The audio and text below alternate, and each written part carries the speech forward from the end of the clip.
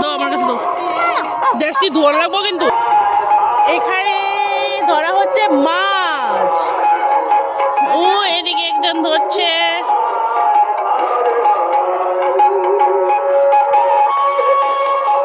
এই দেখো মাছ ধরা হচ্ছে।